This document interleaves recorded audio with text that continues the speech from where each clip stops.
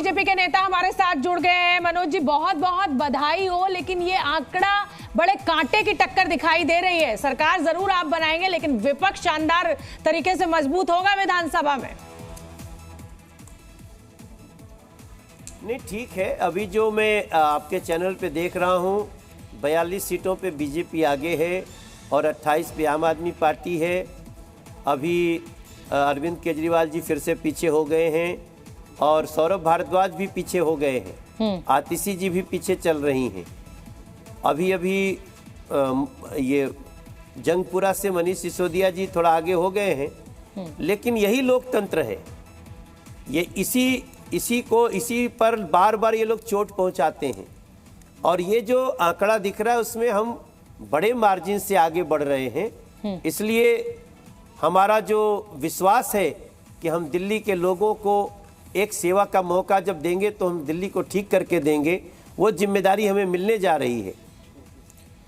लेकिन मनोज जी, सवाल यह है कि दिल्ली से लेकर मिल्कीपुर तक आपकी जीत का मजा जो है वो चुनाव आयोग पर आक्षेप कर कर उसके लिए सफेद कपड़ा भेजकर किरकिरा किया जा रहा है। ऐसे में आप क्या कहना चाहेंगे? देखिए, पहले से ही अरविंद केजरीवाल जी का एक परिचय वो अर्बन नक्सली का है और इसका मूल जो होता है वो संवैधानिक संस्थाओं को चोट पहुंचाना होता है।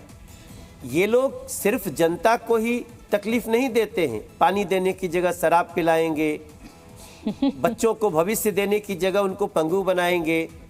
तो वो इनका जो अराजक वाला चरित्र है, ये आरोप तो आपके ऊपर भी लगेगा ना। वो जब फ्री का अनाज आप बांटेंगे, फ्री का डायरेक्ट मनी ट्रांसफर करेंगे, तो आप भी तो कामगारों को जो है वो कामचोर बनाने का काम करेंगे। ये तो आरोप आपके ऊपर भी लगेगा मनोज जी। नहीं, ऐसा कैसे हो सकता है?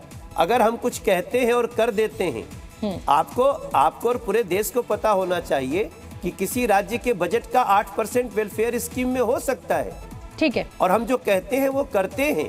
ठीक है। इसलिए मैं तो कहता हूं, देखो, आप लोग जब सवाल करते हो ना, तो थोड़ा सा इस पे पहले से विषय पे जान लिया करें। ये मैं जान के ही कह रही हूँ, मैं जान के ही कह रही हूँ, क्योंकि सुप्रीम कोर्ट ने इस पे टिप्पणी की है मनोज जी।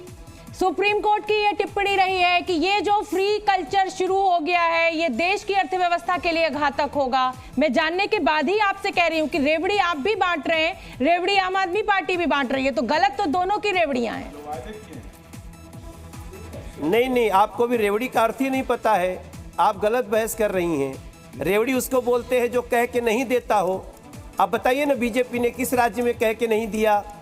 आप लोग कैसे ये सब बातें बोल देते हो? पढ़ा लिखा करो थोड़ा सा। मनोज जी चलिए, मेरे बहस का मुद्दा ये नहीं। चलिए मनोज जी, मेरा सवाल कुछ इससे इतर में आपसे नहीं, आप अभी बताइए।